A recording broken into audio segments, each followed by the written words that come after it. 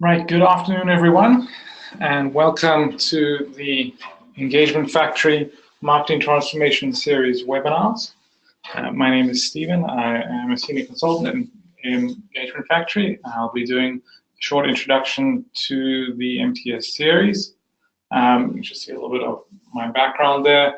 I'm an experienced digital strategist and enjoy working at the intersection of technology and marketing.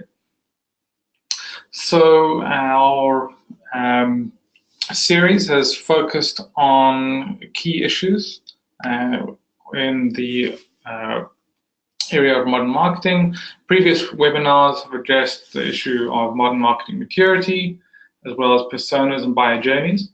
Today we'll be talking about marketing and sales alignment. Your host will be Roland. He is a managing consultant in Engagement Factory. He will take us through his presentation and a discussion of why sales and marketing don't have to be competitors and how they can work together to really maximize revenue for your organization. Please don't forget to register for our upcoming webinars. We have one on campaign optimization as well as campaigns and event management. Please stay tuned for the full 45 minutes. You also have a chance to ask questions, to participate in our polls, and of course don't forget to register for the upcoming series. So thank you so much for your time and attention. I hope you enjoy what Roland has to say, and with that, it's over to him. Thanks, Stephen, for the introduction, and good afternoon, everyone, and thank you for joining this webinar. The third one in our series, really building up the story around modern marketing and sales, and where I think today we're touching upon an interesting topic as well. So what we will be touching upon is I have to do a brief introduction, then have a look at what is changing in the world today and what challenges sales and marketing are facing. And what that requires for them to do better alignment. You can ask questions during the session via the control panel on the right-hand side, and we will answer them at the end. At the right-hand side, the control panel, you'll also be able to already download the handout of this session, and afterwards you will also be receiving the full handout as well as the link to the recording. So a little bit of background. I've been in marketing and sales for about 20 plus years, spent a decade or so in marketing consultancy, business consultancy, then switched over to the client side, as we say at ADP, a global human capital management service provider, where I first ran the marketing team for about 6 years and then switched over to sales to lead the sales operations team. And in that latter role, I was really focusing on how to make salespeople even more productive. And that brought me a lot of new insights, new experiences working in those both domains. So I think I can say something about both domains as well. And also interested to see where these two meet and how we can get more value from the combination of both. So this webinar is brought to you by Engagement Factory. We are a consultancy firm working in marketing, sales, and also covering the full customer experience domain. Currently with 60 employees and counting, spread across 4 offices, stretching from the Nordics all the way via the Netherlands, UK, France, Belgium, Dubai, down to South Africa, where my colleague Stephen resides, and working with a lot of companies on their global and local needs when it comes to modern marketing and sales. So what we see in the day-to-day practice is a lot of challenges that our clients are facing. A lot of it has to do with the lack of integration, where even in this digital area, or maybe even due to this digital era, there's a lack of integration between systems, processes, people, and data.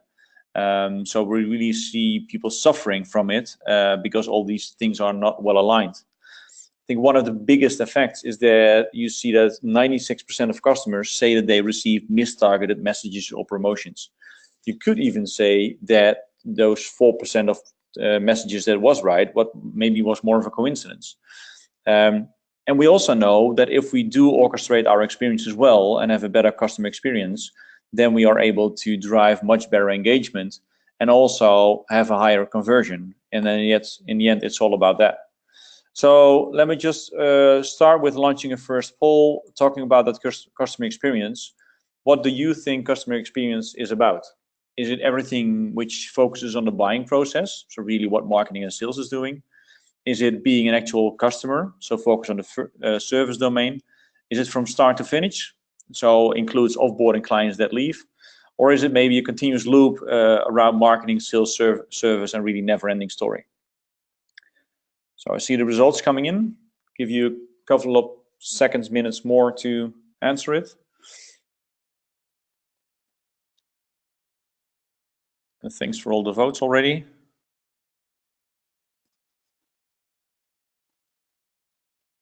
So I think we have kind of a clear answers. So let's see what you think. Some say it really focuses on the buying process. No one says the customer experience is dedicated alone on service.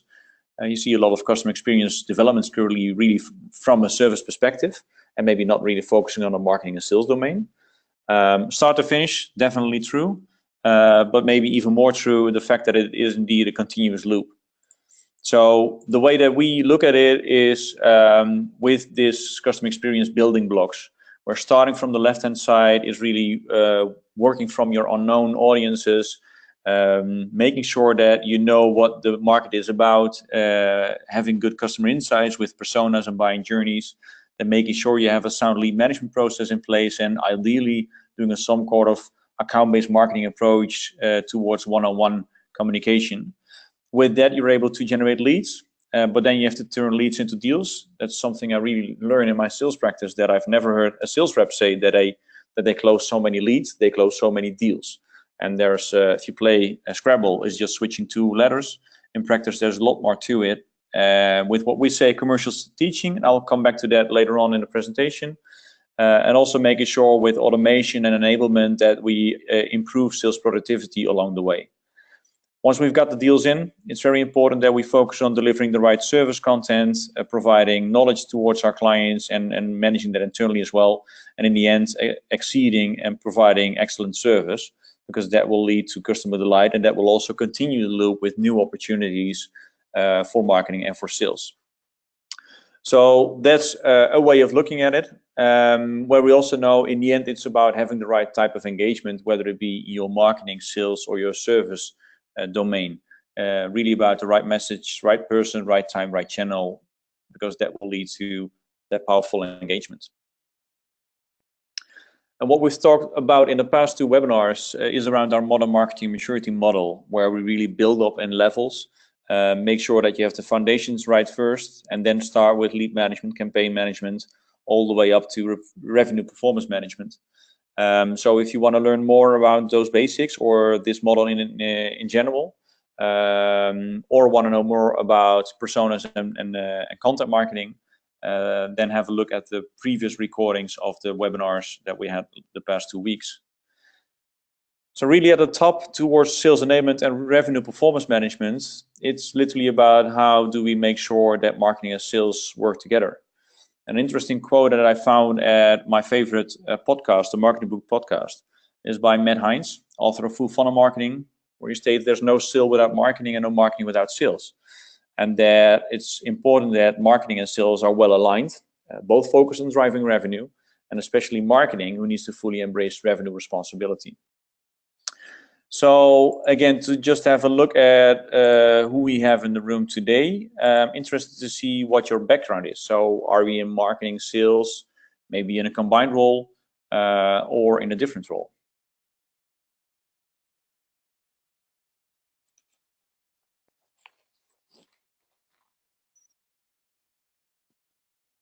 Okay. So it's clear that the majority of people in the room are marketing. Some have a joint role, marketing and sales. No dedicated sales reps on the line, probably busy out there selling. So interested to see what the talk will be about today, and how I can tailor that to this audience. So it's definitely clear that a lot of things are changing in the world outside us. You might recognize this statistic by the CAB, the Corporate Executive Board, currently Gartner, which states that 57% of the buying process has been completed before someone even reaches out to a vendor or to multiple vendors. It's not just that, it's also that Gartner states that by now, on average, 7 people are involved in a B2B buying decision. That's 7 different roles, functions, stakeholders, people with different backgrounds, with people behind them that have different views on things. And they massively go online. Also, like IDC says, 75% of them use social media, and probably also other sources out there ready available to research vendors and to have a look at what they have to offer. So with all that information, the need to have a meeting one-on-one with the sales rep, either by phone or face-to-face, is becoming less and less. And a serious decision states about 67% of the entire journey is done digitally.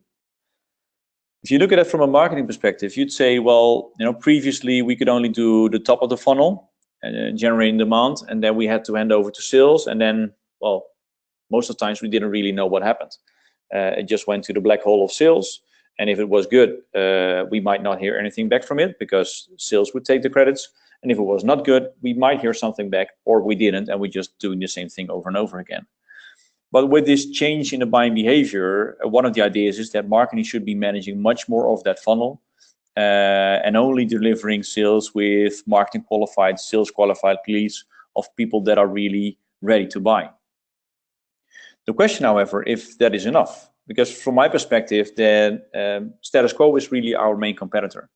If you have 5 opportunities that you're working on, you're going to win one, you're going to lose one, and with 3, nothing happens. It really stays in the status quo. I've seen it time and time over again in my roles, managing sales processes. It's also backed up by research, where on average, they would say 60% of opportunities drop dead somewhere in the process. Why? I think one of the main reasons is that sales equals change. And by nature, people are not a fan of change. And if selling something or buying something means that I'm going to use a new vendor, a new product, a new way of working, new processes, working with new people, then I might not really be a fan of that because I'm just a bit reluctant of change.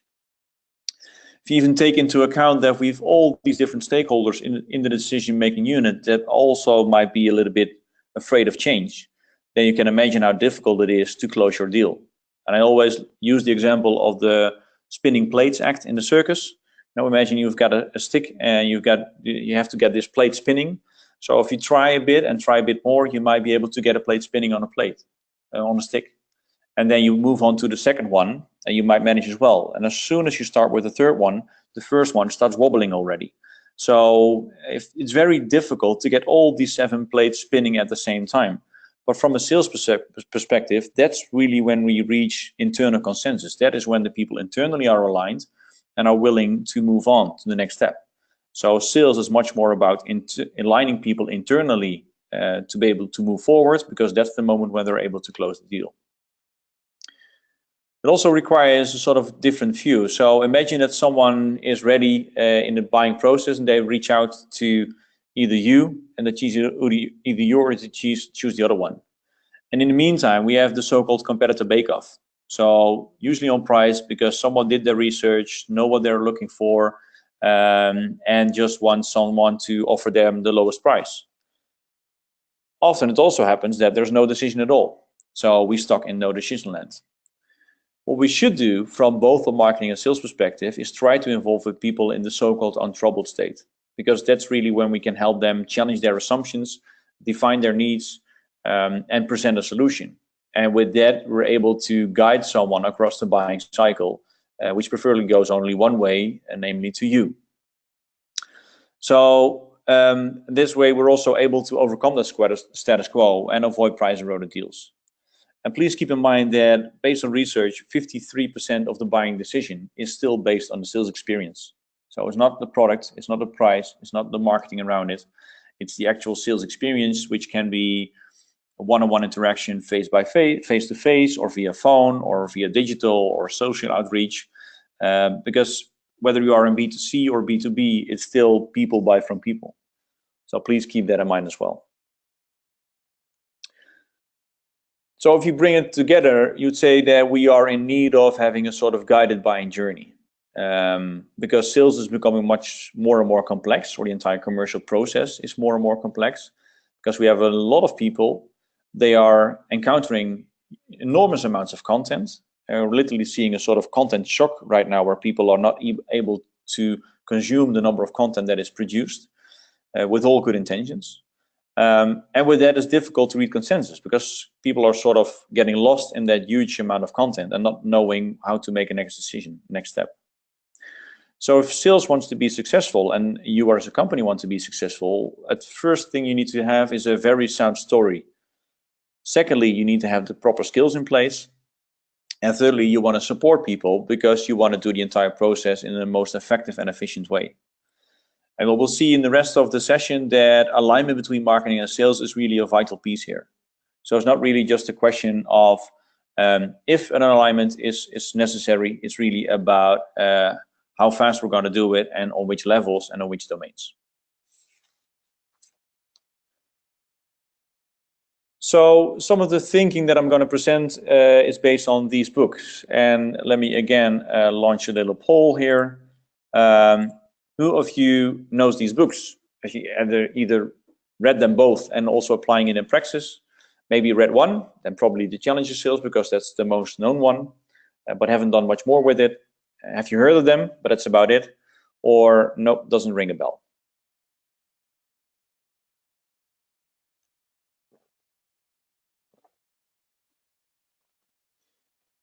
Thanks for all voting so fast and actively.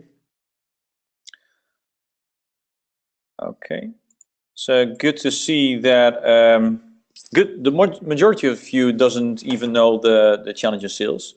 Some of you have heard about it, and maybe some of you have also read it, and only one. So these books are developed maybe already a decade ago, when we really are facing tough economic situation, but still play a vital role in a lot of ways of selling. So back in the 80s, we used to have product-based sales, then we went to solution sales, then it went to consultative sales, and Challenger Sales is really ahead of that game. We'll see a little bit more in a minute. The Challenger Customer is much more of a marketing book. So if you're a bit into reading, I would definitely suggest to read both. The left one is more a sales book, the right one more of a marketing book. There's also a lot of videos out there for those of you that do not like reading that much. And within 15 or 30 minutes, you'll get a very good understanding of what it's all about. Because it really relates to this topic of marketing and sales alignment. The idea in Challenger Sales is that you need 3 skills to do guided buying. The first will be that you have to be able to teach. So really teach people new insights, to think about their business differently, and think about their needs differently, which is really already kind of a challenge, because you have to know more about the business of a client than they know themselves, or at least some things that they don't know themselves yet. Tailoring also asks you to really tailor it to the specific audience. And I always like to see salespeople as a sort of a chameleon. You have to adapt to the audience, you have to adapt to the circumstances, because that way you will be able to bring your message across. And marketing also should do it, but if you're face to face with the customer, you have to do it even more. But also if you have 3 different people at the other side of the table. And thirdly, it's about taking control, because if you do not do that, you will get stuck in no decision land. And you really have to push clients a bit to move to the next step, because on their self, a lot of times we see that companies are not able to take a decision to move on. That also requires a sort of constructive tension, which is, not bad. It's different maybe than a lot of people are used to, but sometimes it's really required to move on to a next level. So all of this starts with having a good story. And that's not just a plain sales pitch, but it's really commercial teaching. And what do we mean with commercial teaching? It's teaching that's people new insights that really trigger them to rethink their business. And we all know that, the pain of change might be difficult, doing different things. But what they have to realize is that staying with the status quo is even worse. Because if you do that, you might miss out on opportunities, you might face risks. And also imagine if your competitor is changing and you are not as a company, then the issues are even bigger. So you have to teach people those insights, that they need to go through some change, even if it's not always that pleasant. And it also has to be commercial teaching, because in the end, it has to lead back to your solutions. If you're only telling a story to share your insights, but not selling a dime extra with it, then the effect of it is not enough. This also really is relevant, having a good story, to stand out from the content clutter. I also said in the beginning that we're currently in a sort of a content shock. There's more content being produced than people can consume. And we as marketeers play a role in that as well. But the question is, how do we really stand out? And if people are facing huge amounts of new Facebook posts, blogs, videos, Snapchats, LinkedIn posts, etc., you really have to stand out there. So based on research, we also saw that the majority of companies do not even have a documented content marketing strategy, or are able to measure their content marketing. So I like this tweet: you really have to slow down and do your content marketing right, or don't do it at all. And I'd like to refer to our previous webinar, which really touches upon this idea on what you should do from a persona and a journey perspective to build your content right. But it also applies on how you should use content in your entire sales process. So we've talked a bit about skills, we've talked about story, and the third one was about support. And I think there are various ways how we can make salespeople and the entire commercial process more effective and efficient. And you will see in all of them, it's really about aligning marketing and sales. It starts with having good insights. So what type of information do we have available about industries, companies, people that we can use to have better conversations? So think about digital body language that we use for lead scoring, but also insights on industries and company and contact level. And I'm a big fan of salespeople doing a lot of research themselves. So trying to figure out how the markets work and how they can play a better role in it and really be a trusted advisor and a good consultant. But it's a pity if they have to spend a lot of time looking for information which could come to them in a much more easy way. So for instance, if you're working with lead management tools and you're capturing the digital body language, have a look at how you can present that back to your sales reps in a very easy way, but also trigger them maybe with new insights. Used to work with a tool, Meltwater, which I think is a really cool one, lets you Google or search for changes in the market and things that might be interesting for sales and marketing to reach out to a prospect. And that type of information can really be valuable and save you a lot of time. Secondly, and really important, is around content. And we touched upon it a couple of times already. I think that marketing is doing a much better role already in having content available per persona across the different stages of the buying process from a marketing perspective. So a lot of times really from the campaign perspective. The question is, do salespeople also have one sort of content platform where they can find all the collateral for all the channels and all the stages? Very easy available. Because you will need that to do a good interaction. And so what type of tools are you using to interact with the audience? It's not just going out on cold calls and having a conversation. A lot of it is, of course, done via social media. So with tools like Engage, you're facilitating salespeople with pre-built templates by marketing. So salespeople can do a lot of one-on-one marketing. And I'm a big fan of LinkedIn Sales Navigator, which can help you to not just get to know your audience better, but also reach out to them and also have the good stories there. Then, of course, we want to optimize the entire process. So from this perspective, it's really having a look at how does my lead management process look like? Do we have lead development reps in place that try to streamline the process? How is your integration with your CRM? But also it's about definitions and also about service level agreements. I will get back to that in a minute as well. And across the entire process, we are gathering a lot of interesting data. And how do we use it to really bring it back to what I'd like to call closed loop reporting? So are we really able to track the impact of what we do on the marketing and sales level, all the way from traffic on the website, generating leads, generating opportunities and closing business, and also seeing the impact on the type of deals that we're closing and what we should do more or less to impact the bottom line results. And then finally, how can we help and to offer a bit more guidance, both to sellers as well as to buyers. So I'll have a very clear process in place, which really lays out all the steps that you have in your sales process and what you can do to facilitate that, for instance, with a guided selling app. And I have an example of it, a guided selling app that is used by ADP. It's an app on the iPad, can also be used on a desktop, where it does hold all your information, so all your collateral, white papers, brochures, etc. It's all in there at your fingertips. But even more interesting is that you can have real conversations and interactive conversations with your client with it. So imagine that you're having a meeting with someone and you are asking, what type of topics interest you most? Is it about new markets or managing costs or employee engagement?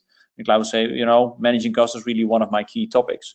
Then you automatically are able to pull up the latest and greatest information to share with them and provide them with insights. And you do not have to have it all, you don't have to know it all by heart, but the system is providing you with it, and also with the products and services that are related to it.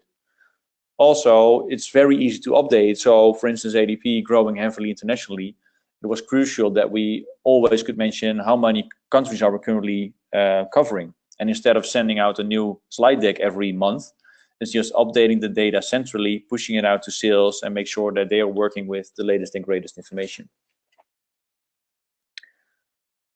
So one piece where I also see a lot of things come together is around lead management. Because if we do that well, we are very well able to drive results and spend our time wisely. It all starts with having clear definitions.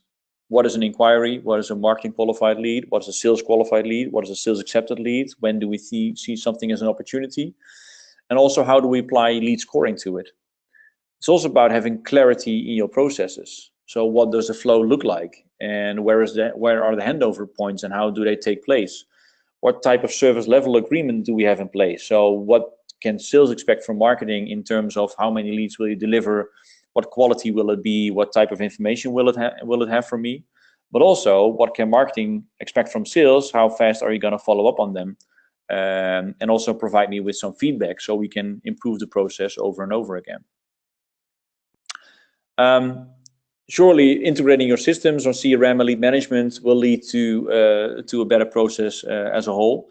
And also here, aligning your reporting, looking at the same type of goals and KPIs, trying to get to that closed loop reporting, having a shared view on the one single version of the truth really is important. So one example on lead scoring, I don't know if you're familiar with this, but what you see a lot with lead scoring is that you rank your leads based on demographic, behavioral, and social characteristics. So on the left-hand side, you will be looking at how good are you a fit with my profile, which really tells us we want to sell to this person. And on the right-hand side, what type of engagement do you have with us? And the higher you score, the more eager you're probably willing to buy from us. And this really generic overview leads is used a lot, where we see on an A to D scale as well as a 1 to 4 scale. An A1 is your best possible score from a sales perspective because there's lots of buying behavior and an ideal fit with our profile. And a D4 would be someone not really interested, not good fit. The magic really happens in the middle, where you see, okay, what should we do with all these B2s, C3s, D2s? And how do we spend our time wisely? That's also where the conversation between marketing and sales is vital to make sure that nothing is left behind and we're not spending our valuable time on leads that are not yet ready to buy. So if you look again at that funnel, then in the past we would say on the left-hand side, marketing would do everything to engage with prospects, position ourselves as a thought leader and generate leads. Then hand them over to sales, and they would make sure that we are perceived as the best possible vendor, navigate their way around the buying process, and close the deals. And nowadays, it's really about aligning those funnels where both marketing and sales have to partner, because together they're best able to develop commercial insights. Sales is out there day in, day out, so they need to know what really works well, and marketing can help in building that story. Also creating the conditions and the content that you need to bring a customer to a next step, step by step in the funnel. and work together on demand generation and content strategy, because you have to together think on how to best work around that status quo. This requires a sort of combination of art and science. And we always love to say that there should be a Picasso and Einstein in both roles. So marketing should be a Picasso and Einstein in one, and salespeople should also be a Picasso and Einstein in one. Where Picasso was right about being creative things, the art of selling, and Einstein is much more the data-driven, technology-driven piece. But we also see that you can have a lot of tools in place. If the adoption is low, then it's just a waste of money. So I have to balance between those two, especially if you see that you have multi-generational workforces. So you might have that 23-year-old whiz kid very willing to pick up new technology, but doesn't know how to have a one-on-one conversation with someone and looking them in the eyes. Or that 58-year-old guy who knows everything around the business and the industries and his clients, but is not really that tech savvy, but still has to work with new tools. So it's really about applying the science while respecting the art. And we do see a new wave here where sales enablement or commercial enablement is really playing a new role and can glue it all together. So if you're interested in this topic and like to know more, we have an interesting survey view available. The link is on the screen. We'll also share it in the email that will be sent out after the webinar tomorrow. And we'll take you through a number of questions that will show you where you are on the commercial enablement maturity level. And also you'll see what the next steps could be. So I'll really invite you to have a look at that one. So what do we think the key takeaways are? Change in this domain is really going fast, and it is or will be huge also for you. We see that the commercial process as a whole has become very, very complex with lots of stakeholders. They're drowning in an overload of content, and they're hardly reaching internal consensus. And sales really has to be a guide in this buying journey. So sharing valuable insights, helping customers navigate to the best solution. Technology definitely can be a facilitator there or an accelerator. It could also be the connector between marketing and sales. So if you view marketing and sales as two different silos, then the ideal way maybe would be if they blend into one big silo. But if that's not going to happen or not going to happen now, then at least technology can bridge between the two silos. So at least you can have a look within each other's silos. I think it's clear that marketing and sales really have to team up like never before to be successful. And you have to be performing in the meantime while doing this transformation. So we're coming to the end of January, but still we've just started the new year. And I'd like to challenge you all to schedule a meeting with your marketing and sales people if you haven't done so already. And just sit back and have a discussion about what my goal is, what your goal is, and what our shared goals should be. Because only if we share goals, we are moving towards the same direction and we are well aligned. You can even translate it into a New Year's resolution. So, for instance, in 2018, I will prepare content that is field ready to use and aligned to the buying journey. Or in 2018, I will provide feedback to improve lead quality and quantity. And maybe even on a level further on wishes, you could say, well, for 2018, I wish you a smooth selling experience. And if you translate it to that one, you have sort of an overarching idea on how you could work on this topic together within sales and marketing. Because in the end, you should have that same goal, is driving revenue for your company and driving growth. And we all have to contribute to that one. So with that, I've come to the end of my piece. So let's have a look at what questions and answers we have received and maybe answer a few of those. So I've got a question. What do you think is the biggest struggle to get marketing and sales aligned? Yeah, I think I touched upon it a bit already, but maybe diving into that one. It's really a different DNA most of times, where salespeople are short-term focused, sometimes driven by money, and really eyes on the ball and close to the market, but also sometimes a bit stubborn in adapting new technology. Marketing people have a much long-term vision and also open to technology. That what we see a lot, at least. So having those two different type of people align better. Sometimes it's a struggle because they're just different type of people and different DNA. But start with, our end goal is to support the business. And what do we need to do for that? And even if we acknowledge each other's differences, then it's also a good starting point. That's also why having a good conversation is usually a good one to start.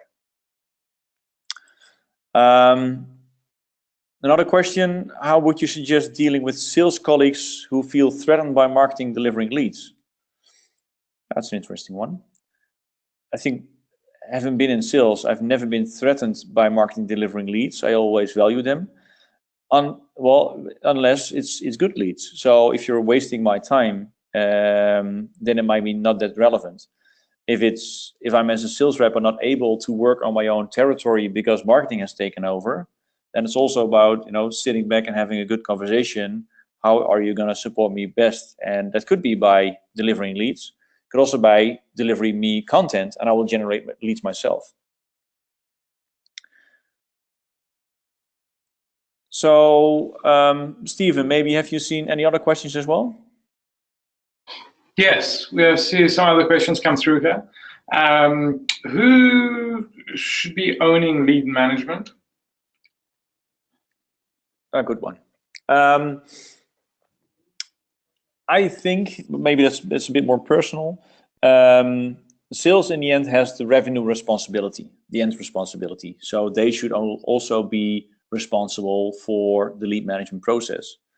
A lot of people probably would say, well, it should be joint responsibility.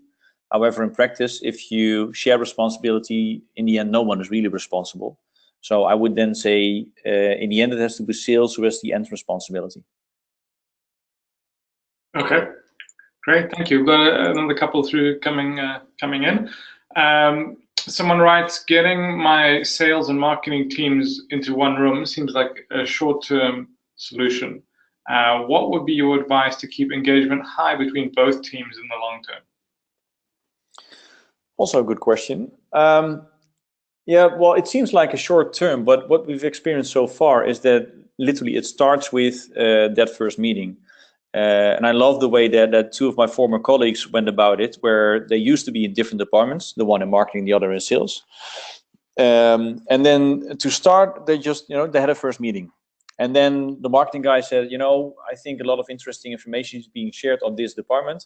I will spend 1 day a week at your department, just working here, and vice versa. The sales guy went over to the marketing team and went there for a day a week. And while doing that, they also went out for a lunch break and just walked around the office domain. And while doing that, they had very interesting chats. So they realized that their most interesting chats were while having their lunch break, their walk and talk, as they started to call it.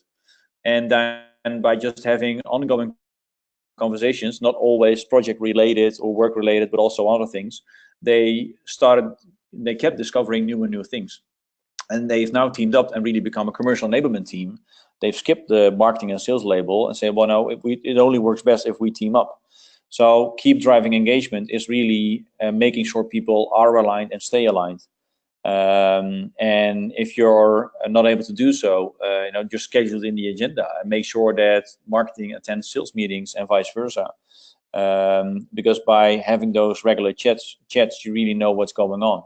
And should also be aware of different times in the year that things are less or more interesting, and that what you should and should not do. So it's still about having an open conversation and keeping it that way. Great, thank you. I've got another question here as well. It is, what is the best sales technology to support this? Technology. So yeah, so I don't know if you're familiar with the Martech 5000, which is a yearly produced list of marketing technology solutions, and it also spans a lot of sales technology. I think currently it's around 5,400 different tools that all suit one piece of the puzzle. So there's not one single solution. Of course, you need to have a good CRM in place to start with, because that will be the backbone of your entire process. But then it depends on your needs and your markets. but I see a lot of value for things that structure your lead management process well, but also the way that you do your conversations and the way that you fuel your salespeople with insights and content, whether it be sharing it via social media in a very easy way, sharing it in a face-to-face meeting, as I showed with the ADP app. So that kind of technology really works well. Of course, we also see the rise of artificial intelligence, where I think we're able to do much better even in the future on a next best offering and next best actions, both on the sales side as well as on the buyer side. So there's no one, let's say, one silver bullet to it. There will be a blend of tools, and there will always be things that work well. I think the vital piece here is make sure that you have a good overview and also how to glue it together, so you do not have that much overlaps and at least have some integrated view on it. Great, thank you. We've got another question coming in. It is, would you recommend setting up some kind of yearly targets, maybe mutual yearly targets, to get both teams on the same page? Or do you think this will only help sales teams? I think it's definitely good. So usually you would see that marketing is really focused on top of funnel demand generation, traffic on the website, campaign metrics, brand awareness, that kind of things, where sales really boil down to quota attainment, deal cycle time, deal size, etc. In the end, everything we're doing has to contribute to your bottom line goal, which usually is drive revenue for the company. So if you at least align on that one and make sure that everyone is rewarded to achieve that single goal, then from there on you can work backwards what type of things you are required. So is it focusing on generating new clients, or should it be on creating X amount of opportunities, or is it about increasing deal value by selling more products, or selling different products? So, but definitely aligning goals. I'm a big fan of that one. Also understand it can be quite of a difficult one. And I don't know if I'm. You said if only sales will benefit from it. Of course, sales usually has a much more higher variable portion of their salary. But if they also have to look out for other types of criteria to be able to meet and achieve their bonuses, it will only lead to better collaboration. Okay, fantastic. There was another question here. Are there any particular industries which seem to struggle more with sales and marketing, or is it more related to if a company is larger or a smaller company? Well, of course, if your company is smaller, then usually having a good alignment is easier because people know each other better and that kind of things. However, as soon as you start growing, you will also see that complexity come around. So the bigger the company, definitely the bigger the challenges. On the other hand, large organizations usually have this well set up and have people to streamline processes. So that also brings a gain. Looking across industries, I would say that the more complex your selling process is, the more help sales would need, but also the more, let's say, on their own the salespeople might be. If you look B2B versus B2C, then traditionally marketing has a much stronger role in the B2C domain.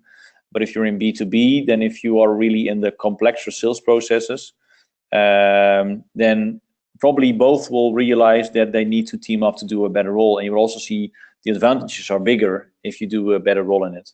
So if you team up, you will see the impact on your results, hopefully much faster. And with it, are also able to increase that sales productivity better. Great. I think that's all the questions we've got. Okay. Then thank you all for listening, for contributing during the polls and with your interesting questions. So we have another 2 webinars coming up in this series. Next week on campaign optimization, and then the week after you will hear Stephen talk about event marketing and how that can play a role in your modern marketing approach. So if you haven't done yet, sign up for those as well. And we're very keen to continue this webinar series on a regular basis. So if you have any topics you would like us to share about or have people join the webinar to talk about, we're very happy to host that. I think we have an interesting audience that we're collecting, and we're definitely interested to keep this going. So if you have any questions in the meantime, feel free to reach out. My contact details are in the slide deck as well. And looking forward to hear from you. And for now, have a great day. Thank you.